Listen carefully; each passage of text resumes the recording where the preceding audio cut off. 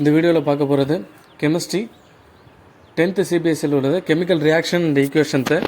இதில் என்னென்னா ஒரு ரியாக்ஷனை ரிப்பீட்டடாக யூஸ் பண்ணுவாங்க. எதுனா இந்த மெக்னீஷியமும் ஆக்சிஜனும் சேர்ந்து மெக்னீஷியம் ஆக்சைடு கிடைக்கிறது. இது ஏன் ரிப்பீட்டடாக ஒரே ஃபார்முலா யூஸ் பண்ணுறாங்க, ஒரே ரியாக்ஷன் யூஸ் பண்ணுறாங்கன்னா, நம்ம புரிஞ்சிக்க வேண்டிய கான்செப்ட்ன்றது ஈக்குவேஷன் எப்படி எழுதுறாங்க அப்படிங்கிறது தான் இந்த டாப்பிக்கில் புரிஞ்சுக்க போகிறோமே தவிர புதுசாக எக்ஸாம்பிள் கொடுத்தா அதை நம்ம கன்ஃபியூஸ் ஆகும்னு சொல்லிட்டு. சரி, இப்போ மெக்னீஷியம் ஆக்சிஜன் இது ரெண்டும் காற்றுல எரிஞ்சு அப்போ என்ன ஆகுது, மெக்னீஷியம் ஆக்சைடுங்கிற ப்ராடக்ட் கிடைக்குது. இப்போ சொல்லும்போது அது ஒரு சென்டென்ஸ் லாங்காக இருக்குது. அப்போ அதை ஏதாவது சிம்பிளிஃபை பண்ண முடியுமா? பண்ண முடியும். எப்படி பண்ண முடியும்? வேர்டு ஈக்குவேஷனாக எழுதலாம். வேர்டு ஈக்குவேஷன்னா இப்போது மெக்னீஷியம்னும் ஆக்சிஜனும் இது ரெண்டும் சேர்ந்து மெக்னீஷியம் ஆக்சைடு கிடைக்குதுன்னு சொல்லுது. இப்போ இதுதான் ரியாக்ஷன். இந்த ரியாக்ஷனில் இப்போ இதை ரியாக்டன்ட்னும் இதை ப்ராடக்ட்னு சொல்கிறாங்க. எது வினையில் ஈடுபடுதோ அது ரியாக்டன்ட்டு, வினையில் ஈடுபட்ட பிறகு கிடைக்கிற பொருள் ப்ராடக்ட். அப்புறம் இந்த ப்ளஸ்ஸுங்கிறது எந்த ரெண்டு பொருள் சேருது, 2 சேருதோ 3 சேருதோ 4 சேரலாம், எப்படி ஒன்றா இருக்கலாம். எது சேருது, இது ரெண்டும் வெவ்வேறு, இது ரெண்டும் சேர்ந்து தான் ஒரு ப்ராடக்ட் கிடைக்குது அப்படின்னு சொல்கிறதுக்காக யூஸ் பண்ணுறது இந்த ப்ளஸ் சிம்பிள். அப்புறம் இந்த லெஃப்ட் ஹேண்ட் சைடு எப்பயுமே ரியாக்டன்ட் இருக்கும், ரைட் ஹேண்ட் சைடு ப்ராடக்ட் இருக்கும். இந்த ஏரோ என்ன சொல்லுன்னா இந்த ரியாக்ஷன் நடக்கிற டைரக்ஷனை சொல்லுது. அதாவது இந்த ஏரோ இங்கே ஆரம்பித்து இந்த பக்கம் போகிற மாதிரி இந்த ரியாக்ஷன் லெஃப்ட் சைடில் ஆரம்பித்து ரைட் சைடில் போயிட்டு முடியும். இங்கே ரியாக்ட் ஆகிட்டே இருக்கும், ப்ராடக்ட் கிடைச்சிக்கிட்டே இருக்கும். அது எண்டு இங்கே ரியாக்டன்ட்டு போதுமான ரியாக்டன்ட் இந்த ரெண்டும் இருக்கிற வரைக்கும் ரியாக்ட் நடத்து முடிஞ்ச பிறகு இந்த ரியாக்ஷன் முடிஞ்சு ஒட்டுமொத்தமாக நமக்கு ப்ராடக்ட் கிடைச்சிரும். இதை தான் இந்த left hand side right hand side கரெக்டாக எழுதணும். இதுக்கு தான் reactant left hand side, product right hand side. இந்த ப்ளஸ் சிம்பிள் ஏரோ சிம்பிள் எதுக்குன்னு சொல்லியாச்சு. ரியாக்டன்ட் அண்டு ப்ராடக்ட்னாலும் என்னன்னு சொல்லியிருக்கோம். இப்போது வேர்டு ஈக்குவேஷன் தான் ரொம்ப சிம்பிளான ஒரு ஈக்குவேஷனான்னு கேட்டால் இல்லை, இதை விடவும் சிம்பிளாகவும் கொண்டு வரலாம். அது என்னங்கிறத அடுத்தடுத்து பார்ப்போம். இதை காப்பி பண்ணுறதா இருந்தால் காப்பி பண்ணிங்க. இப்போ ஒரு கெமிக்கல் ஈக்குவேஷனை வேர்டிங்கில் எழுதுறது எப்படின்னு நம்ம இப்போ பார்த்துட்டோம். அடுத்து இன்னும் இதை சுருக்கமாக எழுத முடியுமா அப்படின்னு கேட்டால் சுருக்கமாக எழுத முடியும். இப்போ நம்ம ஒரு எக்ஸாம்பிளுக்கு சொல்ல போனால் இந்த மெக்னீஷியம் ஆக்சிஜன், மெக்னீஷியம் ஆக்சைடு, இதுக்கெல்லாம் ஒரு குறியீடு அப்படின்னு ஒன்று இருக்கலாம். மெக்னீஷியம்னா எம்ஜின்னு போடுவோம், ஆக்சிஜன்னா O2ன்னு போடுவோம், மெக்னீஷியம் ஆக்சைடுனா MgO ஆக்சிஜன், இப்படி எழுதுவோம் இல்லையா? அப்போ இந்த மாதிரி ஒரு கெமிக்கல் ஃபார்முலாவாவோ இல்லை கெமிக்கல் ஈக்குவேஷனாவோ இப்படி எழுதுறது வேர்டு ஈக்குவேஷனை இன்னும் சிம்பிளிஃபை பண்ணுறது. அடுத்து இது எழுதி முடித்த உடனே கெமிக்கல் ஈக்குவேஷன் முடிஞ்சா அப்படின்னு கேட்டால் இல்லை, சில விஷயத்தை செக் பண்ணணும். என்னென்ன செக் பண்ணணும்? கவுண்ட் செக் பண்ணணும். என்ன கவுண்ட்? லெஃப்ட் சைடு என்னென்ன இருக்குது? லெஃப்ட் சைடில் மெக்னீஷியம் இருக்குது, 2 ஆக்சிஜன் இருக்குது. ரைட் சைடு என்னென்ன இருக்குது? மெக்னீஷியம் ஆக்சைடு இருக்குது. சரி, இது ரெண்டும் வந்துருச்சு. லா ஆஃப் கெமிக்கல் காம்பினேஷன் சொல்லி ஒரு சில லா 11th படிப்பீங்க. அது சம்மந்தப்பட்ட வீடியோ இருக்கும், அதோட லிங்க் நான் இந்த இடத்துல கொடுக்குறேன், மேலே ஸ்க்ரீன் ஆகும், அதை நீங்கள் கிளிக் பண்ணி உள்ளே போங்க. பார்த்தீங்கன்னா அதில் ஃபஸ்ட்டு என்ன சொல்லியிருப்பேன்னா லா ஆஃப் கன்சர்வேஷன் அப்படின்னு சொல்லி லவாசியர் ஒன்று சொல்லியிருப்பார். ஒரு இடத்துல ஒரு பொருள் ஆக்கப்படுவதும் இல்லை அழிக்கப்படுவதும் இல்லை. அப்படி என்னென்னா இந்த ப்ராடக்ட் உருவாகிற இடத்துல லெஃப்டில் என்ன இருக்கோ அதுதான் அப்படியே இங்கே வரும், சேர்ந்து வந்தாலும் சரி பிரிஞ்சாலும் சரி. ஆனால் எக்ஸ்ட்ராவாக ஒன்றும் வராது, அதாவது புதுசாக ஒன்று உருவாகாது. அட் த சேம் டைம் இருக்கிறது காணாமவும் போயிடாது. இங்கே என்ன இருக்கோ அதுக்கு ஈக்குவலாக அங்கே இருக்கணும். அதுவும் இந்த 2 சைடும் பேலன்ஸாக இருக்கணும். இப்போ மெக்னீஷியம் ஒன்று இருக்குது, ஆக்சிஜன் 2 இருக்குது, ஆக்சிஜன் 1 தான் இருக்குது. அப்போ இன்னொரு ஆக்சிஜன் எங்கே போச்சு? அப்போ இது பேலன்ஸ் பண்ணப்படலை. இந்த விஷயத்தை 2 விதமாக சொல்லலாம். ஒன்று பேலன்ஸ்டு, இன்னொன்று அன்பேலன்ஸ்டு. பேலன்ஸ்டுனா லெஃப்ட் சைடில் எவ்வளோ இருக்கோ அந்த அளவுக்கு நிறையில ரைட் சைட்லேயும் நமக்கு ப்ராடக்ட் கிடைக்கணும், அது பேலன்ஸ்டு. 2 ஈக்குவலாக இல்லைன்னா அது அன்பேலன்ஸ்டு. அந்த அன்பேலன்ஸ்டை என்னன்னு சொல்லுவாங்கன்னா ஸ்கெலட்டல் கெமிக்கல் ஈக்குவேஷன் அப்படின்னு சொல்லுவாங்க. ஸ்கெலட்டல்னால் இப்போ நம்ம இந்த மனிதனோட எலும்பு கூடுப்பில்லைன்னு சொல்லுவாங்களா, அந்த மாதிரி இது ஒரு ஆதாரம் பார்க்கும்போது இப்படி தான் இருக்கும். அந்த கவுண்ட் என்னன்றதை பேலன்ஸ் பண்ணுறது அடுத்தடுத்து வர டாப்பிக்கில் பார்ப்போம். இப்போ இந்த ரைட்டிங்கை கெமிக்கல் ஈக்குவேஷனை நம்ம பார்க்க போகிறது வேர்டு ஈக்குவேஷனை சிம்பிளாக நம்ம கொண்டு வரலாம். அந்த சிம்பிளாக கொண்டு வர்றது ஒவ்வொரு அந்த ரியாக்டண்ட்டோட நமக்கு குறியீடு தெரியணும். அதை வச்சு நம்ம இதை சிம்பிளாக கெமிக்கல் ஈக்குவேஷனாக போட்டலாம். கெமிக்கல் ஈக்குவேஷனாக போட்ட பிறகு லெஃப்ட் ஹேண்ட் சைடும் ரைட் ஹேண்ட் சைடும் உள்ள இந்த கவுண்ட்டை நம்ம செக் பண்ண போகிறோம். இந்த கவுண்ட்டை செக் பண்ண பிறகு இது பேலன்ஸாக அன்பேலன்ஸான்னு பார்க்க போகிறோம். பேலன்ஸ் அன்பேலன்ஸ்ன்றது மாஸை வச்சு தான் நம்ம சொல்லுவோம். மாஸுங்கிறது இப்போ ஒரு mg இருக்குன்னா அதுக்கு சம்மந்த mg ரைட் சைடு இருக்கணும். மெக்னீஷியத்துக்கு எவ்வளோ மாஸ், ஆக்சிஜனுக்கு எவ்வளோ, ஆக்சிஜனுக்கு 16, மெக்னீஷியத்துக்கு எவ்வளோ, ஹைட்ரஜனுக்கு 1, இதெல்லாம் அடுத்தடுத்த கிளாஸ் போகும்போது நாம் பார்ப்போம். At the same time up to ஒரு 20 எலமெண்ட் வரைக்கும் நம்ம 9th ஒரு பாடத்தில் ஃபுல்லாகவே நமக்கு சொல்லியிருப்பாங்க. சரி, இதெல்லாம் இப்போ ஞாபகம் வச்சுக்கணுமா? அவசியம் இல்லை. இப்போதைக்கு இந்த டாபிக் வந்து சிம்பிளிஃபையாக ஒரு ரியாக்ஷன் ஈக்குவேஷன் எப்படி எழுதுகிறோங்கிறது தான். இதை குறிச்சிங்க. இப்போ அடுத்து balanced chemical equation. First chemical equation எழுதுறது தெரிஞ்சிச்சு. அடுத்து அது பேலன்ஸ்டாக அன்பேலன்ஸ்டாக என்னென்னு பார்த்துட்டோம். அடுத்து பேலன்ஸ் பண்ணுறதுனா எப்படி, என்ன எதுன்னு, அப்புறம் செக் பண்ணுறது, அப்புறம் பேலன்ஸ் இல்லாத ஈக்குவேஷன் எதுவும் இருந்ததுன்னா அதை எப்படி பேலன்ஸ் பண்ணுறதுன்னு பார்க்க போகிறோம். இப்போ என்னென்னா இதில் முக்கியமாக ஜிங்க்கு சல்ஃபூரிக் ஆசிட் கூட சேரும்போது ஜிங்க் வந்து சல்ஃபூரிக் ஆசிடில் உள்ள ஹைட்ரஜனை ரீப்ளேஸ் பண்ணிவிட்டு ஜிங்க் சல்ஃபேட்டாகவும் ஹைட்ரஜனையும் வெளியேற்றுது. இது வந்து ஒரு ஆக்டிவிட்டியாக சொல்லி இந்த பாடத்தோட ஸ்டார்டிங்லேயே பார்த்துருப்போம். இப்போ என்னென்னா லெஃப்ட் ஹேண்ட் சைடு உள்ள ஆட்டம் நம்பர் ஆஃப் ஆட்டம்ஸும் ரைட் ஹேண்ட் சைடு உள்ள நம்பர் ஆஃப் ஆட்டம்ஸும் சேமாக இருந்துச்சுன்னா அது பேலன்ஸ். இப்போ நம்ம ஒரு எக்ஸாம்பிளுக்கு இந்த ஜிங்க்கும் சல்ஃபூரிக் ஆசிட் இருக்குல்ல, இது ரெண்டும் சேர்ற இந்த ஆக்ஷனை பார்ப்போம். Left hand side LHS, right hand side, ஓகேவா? இது ரெண்டும் ஈக்குவலான்னு பார்ப்போம். ஜிங்க்குன்னு ஃபஸ்ட்டு எடுத்துக்கிட்டால் ஜிங்க் எடுத்துப்போம். லெஃப்ட் ஹேண்ட் சைடும் ஒரு ஆட்டம் தான் இருக்குது, ரைட் ஹேண்ட் சைடும் 2 தான் இருக்குது, 1 தான் இருக்குது. அப்போ இது ரெண்டும் ஈக்குவலாக இருக்குது. அடுத்து ஹைட்ரஜன் லெஃப்ட் ஹேண்ட் சைடு 2 தான், ரைட் ஹேண்ட் சைடும் 2 தான். அப்போ ஹைட்ரஜன் 2 2. அடுத்து sulphur 1 1. Oxygen. So left hand side எவ்வளோ ஆட்டம் இருக்கோ அதே மாதிரி தான் ரைட் ஹேண்ட் சைடு உள்ளதும் இருக்குது. அப்போது இந்த ஈக்குவேஷன் பேலன்ஸ்டு ஈக்குவேஷன், ஓகேவா? பேலன்ஸ்டு. இப்போது இதுவே இன்னொன்று எடுத்துக்கிட்டிங்கன்னா நமக்கு இந்த இரும்பு Fe அது வந்து வாட்டர் கூட சேரும்போது என்ன ஆகும், அந்த துரு பிடிக்கிறதுன்னு சொல்லுவாங்கல்ல, அப்படி ஒன்று உருவாகுது. அப்படி உருவாகும் போது Fe3O4 ப்ளஸ் ஹைட்ரஜன் இது கிடைக்குது. இது பேலன்ஸ்டு ஈக்குவேஷனா செக் பண்ணி பார்ப்போம். இப்போ வந்து இந்த இடத்துல லெஃப்ட் ஹேண்ட் சைடும் ரைட் ஹேண்ட் சைடும் உள்ள ஆட்டத்தோட நம்பர்ஸை செக் பண்ணி பார்ப்போம். இரும்பு ஃபெரஸ் Fe, அடுத்து ஹைட்ரஜன் இருக்குது. இதில் என்னென்னலாம் இருக்குது, ஆக்சிஜன் இருக்குது. மொத்தம் 3 ஆட்டம் இருக்குது. 3 ஆட்டத்தில் லெஃப்ட் ஹேண்ட் சைடு இரும்பு எத்தனை இருக்குது, 1 தான் இருக்குது. ரைட் ஹேண்ட் சைடு இரும்பு 3 இருக்குது. அப்புறம் hydrogen left hand side 2, right hand சைடில் 2 தான் இருக்குது. அது ஈக்குவலாக இருக்குது. ஓகே, ஆக்சிஜன் 1 தான் இருக்குது. ரைட் ஹேண்ட் சைடில் ஆக்சிஜன் 4 இருக்குது. இப்போ நல்லா பார்த்தீங்கன்னா தெரியும் இது ஈக்குவலாக இருக்கா, இல்லை. ஏன்? இப்போது ஹைட்ரஜன் ஈக்குவலாக இருக்குது, இரும்போ ஆக்சிஜனும் ஈக்குவலாக இல்லை. அப்போ இது அன்பேலன்ஸ்டு ஈக்குவேஷன். இந்த அன்பேலன்ஸ்டு ஈக்குவேஷனை நம்ம எப்படி ஈக்குவல் பண்ண போகிறோன்றது தான் அடுத்தடுத்து நம்ம சொல்ல போகிறோம். இந்த ஏரோ மார்க்குக்கு லெஃப்ட் சைடில் உள்ளதையும் ரைட் சைடில் உள்ளது அதுதான் left side LHS left hand side, right side வந்து RHS ரைட் ஹேண்ட் சைடு, ஓகேவா? அடுத்து இப்போது ஃபஸ்ட்டு எடுத்த உடனே நம்ம என்ன பேசிக்லேருந்து ஆரம்பிக்கணும்னா இது வந்து ஹிட் அண்ட் ட்ரையல் மெத்தட் அப்படின்னு சொல்லுவாங்க. அதாவது நம்ம ட்ரை பண்ணி பார்க்குறது. இன்னொன்று ஆக்சிடேஷன் நம்பர்லாம் வச்சு ட்ரை பண்ணுறது ஒரு மெத்தட் இருக்குது. அந்த மெத்தட் வந்து 11th 12th தெளிவாக வரும். இப்போ வந்து சிம்பிளான ஈக்குவேஷன்ஸ் அப்படின்றதுனால ஹிட் அண்ட் ட்ரையல் மெத்தட் தான் இதில் ட்ரை பண்ணியிருப்பாங்க. இப்போ என்னென்னா அதிகபட்சம் உள்ள ஒரு ஆக்சிஜனை எடுத்துங்க. ஆக்சிஜனில் 4 இருக்குது, இங்கே 1 தான் இருக்குது. அப்போ இங்கேயும் 4 கொடுப்போமா? அப்படி கொடுத்து பார்த்தா என்ன வரும்?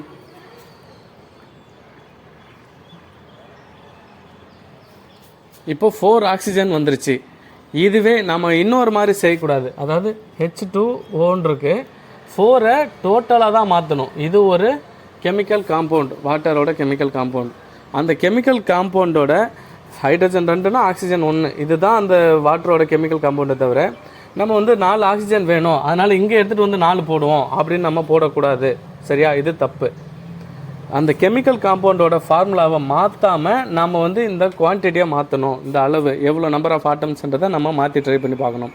அப்படி பார்க்கும்போது இப்போது இந்த சைடு ஆக்சிஜன் ஈக்குவலாக வந்துருச்சு. இங்கே 4னா ரைட் ஹேண்ட் சைடு 4னா லெஃப்ட் ஹேண்ட் சைடும் 4ன்னு நமக்கு கிடச்சிருச்சு. அடுத்து நமக்கு ஹைட்ரஜன் ஏறிடுச்சு. ஹைட்ரஜன் இங்கே 4 × 2 8 ஹைட்ரஜன் ஆகிடுச்சு. இங்கே 2 தான் இருக்குது. அப்போது இதுக்கேற்ற மாதிரி இங்கே ரைட்டில் மாற்றணும். இப்போ லெஃப்ட் சைடு எவ்வளோ மாறிடுச்சு, ஹைட்ரஜன் 8ன்னு மாறிடுச்சு. ரைட் சைடு 2 தான் இருக்குது. அங்கேயும் 8ன்னு மாற்றோம்னா இங்கே ஒரு 4 ஆட் பண்ணுங்கள். 4 × 2 8, அதாவது H2H2H2ன்னு 4 டைம்ஸ் 4 தடவை 2 ஹைட்ரஜன் 2 ஹைட்ரஜன் வந்ததுன்னா மொத்தம் 8 ஹைட்ரஜன். அப்போ ரைட் ஹேண்ட் சைடும் நமக்கு ஈக்குவல் ஆகிடுச்சு. ஆக்சிஜனும் ஈக்குவல் ஆகிடுச்சு, அப்புறம் ஹைட்ரஜனும் ஈக்குவல் ஆகிடுச்சு. இன்னும் ஈக்குவல் ஆகாமல் உள்ளது எதுன்னு பார்த்தா இந்த இரும்பு ஃபெரஸ். இந்த சைடு 3 இருக்குது, ரைட் ஹேண்ட் சைடில் 3 இருக்குது, லெஃப்ட் ஹேண்ட் சைடில் 3ன்னு மாற்றுறோம். இப்போ மாற்றியாச்சா? மாற்றின பிறகு லெஃப்ட் ஹேண்ட் சைடு உள்ளதையும் ரைட் ஹேண்ட் சைடு உள்ளதையும் செக் பண்ணி பாருங்கள். இரும்பு லெஃப்ட் ஹேண்ட் சைடு, அதாவது ஃபெரஸ் வந்து லெஃப்ட் ஹேண்ட் சைடில் 3னா ரைட் ஹேண்ட் சைட்லேயே 3 தான் இருக்குது. ஹைட்ரஜன் லெஃப்ட் ஹேண்ட் சைடில் 4 × 2 8னா ரைட் ஹேண்ட் சைடும் 4 × 8 தான் இருக்குது. ஆக்சிஜன் லெஃப்ட் ஹேண்ட் சைடு 4 இருக்குது, அதே மாதிரி ரைட் ஹேண்ட் சைடு 4 தான் இருக்குது. அப்போ இது பேலன்ஸ்டு கெமிக்கல் ஈக்குவேஷன் தான். இப்போ வந்து நான் நடுவில் ஒரு விஷயம் சொன்னேன், இந்த நம்பரை போடும்போது இந்த டோட்டல் காம்பவுண்டுக்கு முன்னாடி போடுங்க, இந்த காம்பவுண்டுக்கு இடையிலையோ இந்த சைட்லேயோ அப்படி போடாதீங்க. ஏன்னா அப்படி போடும்போது அந்த காம்பவுண்டோட கெமிக்கல் ஃபார்முலாவே நமக்கு மாறிடும். ஓகேவா? இப்போ நம்ம இதை செக் பண்ணியாச்சு. செக் பண்ணதுக்கப்புறம் நம்ம என்ன பண்ணணும்? இது எல்லாமே ஓகேப்பா, அவ்வளோதானா, ஒரு கெமிக்கல் ஈக்குவேஷன் முடிஞ்சிச்சா? இல்லை, முடியலை. இங்கே என்ன ஒரு சின்ன ஒரு விஷயம் வரும்னா, இந்த கெமிக்கல்ஸ் என்ன ஸ்டேட்டில் இருக்குது, என்ன ஸ்டேட்னா ஃபிசிக்கல் ஸ்டேட் சொல்லுவாங்க. ஃபிசிக்கல் ஸ்டேட்னா என்னென்னலாம் நம்ம கேள்விப்படும். இதை அழைச்சிக்கிறேன், இதை பாஸ் பண்ணி எழுதிங்க.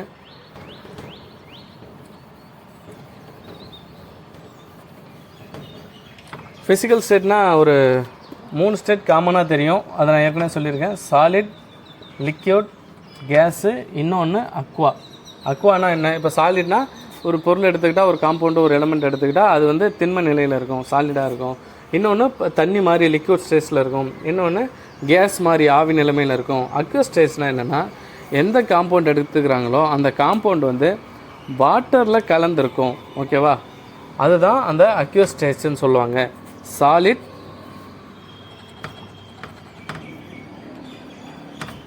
லிக்விட், கேஸ், கடைசியாக உள்ளது அக்யூஎஸ், அக்யூ ஸ்டேட். மொத்தம் எத்தனை ஸ்டேட் சொல்லியிருக்காங்க? 4 ஸ்டேட் சொல்லியிருக்காங்க.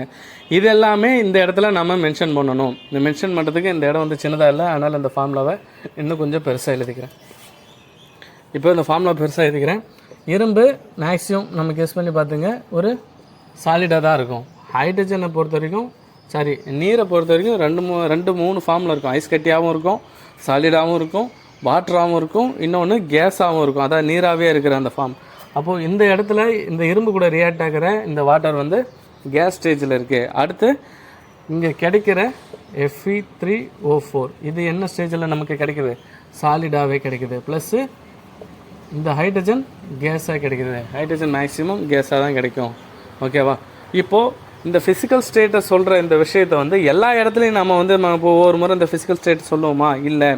எங்கே ரொம்ப அவசியம் தேவைப்படுதோ அங்கே இதை சொல்லிட்டு போயிடுவாங்க. அடுத்து ஒரு கெமிக்கல் ஃபார்முலா எடுத்துக்கிட்டிங்கன்னா, அந்த கெமிக்கல் ஃபார்முலாவில் ஒரு ரியாக்ஷன் எப்படி நடக்குது அப்படின்னு எடுத்துக்கிட்டேன்னு வைங்களேன். அந்த ரியாக்ஷன் நடக்கிறதுக்கு காரணம், அவங்க 2 எலமெண்ட்டை பக்கத்தில் வச்சாலே, இல்லை 2 காம்பவுண்டு பக்கத்தில் வச்சாலே ரியாக்ஷன் நடந்துருமா?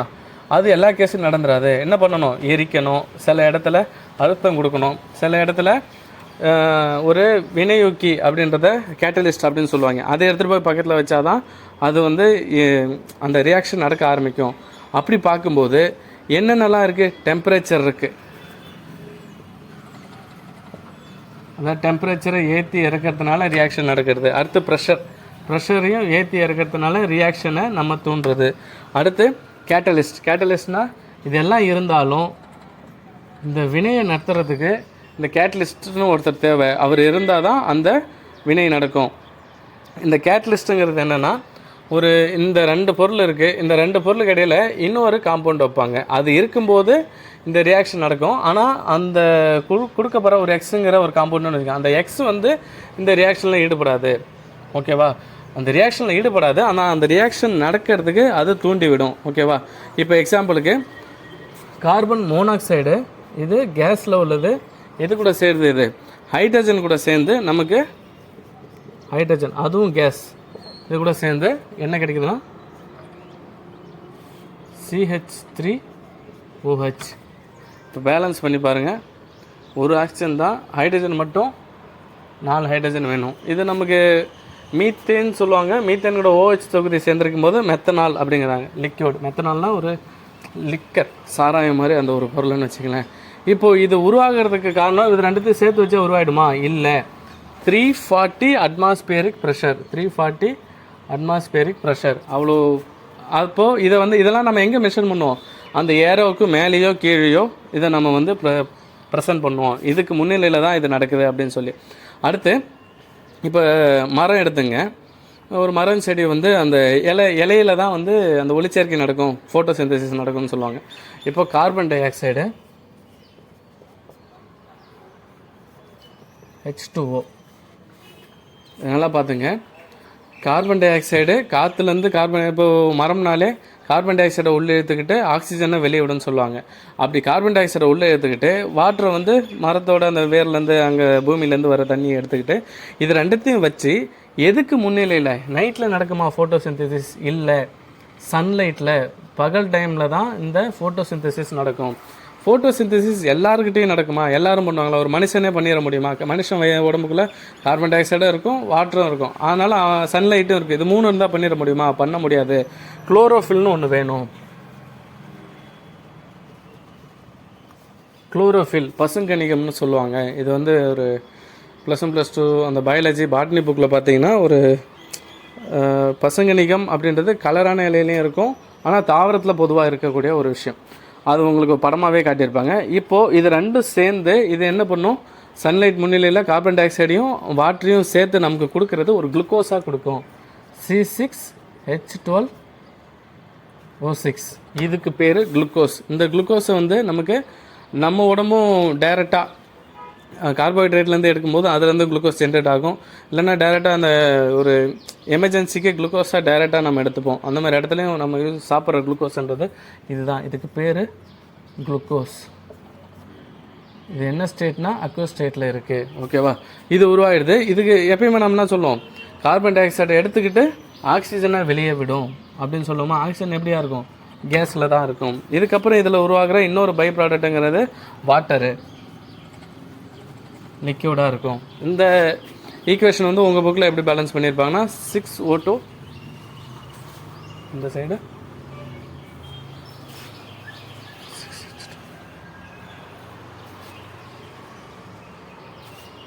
அதாவது இதை பொறுமையாக உட்காந்து நீங்கள் ட்ரை பண்ணி பார்த்தாலும் சரி, இல்லை இது ஒவ்வொரு முறை எப்படி இது வந்துச்சுன்றதை நீங்கள் வந்து ஒரு ப்ராக்டிஸ் மாதிரி பண்ணி கூட பார்த்துங்க. ஏன்னா இந்த டாபிக் வந்து நமக்கு புரிய வைக்கிறதுக்கு காரணம் இதெல்லாம் அந்த ஏரோ மார்க்குக்கு மேலேயும் கீழேயும் டெம்பரேச்சர், ப்ரெஷர், கேட்டலிஸ்ட்டு இதெல்லாம் வந்து ஏரோ மார்க் மேலேயும் கீழே ஃபிக்ஸ் பண்ணுறதுக்காக இந்த ஈக்குவேஷன் கொடுத்துருக்காங்க. இதை பேலன்ஸ் பண்ணுறதை பற்றி நம்ம தனியாக கூட ஒரு வீடியோவில் போட்டுருவோம். ஓகேவா? அடுத்து இப்போ இதெல்லாம் முடிஞ்சிருச்சு, நம்ம பேலன்ஸ் பண்ணியாச்சு.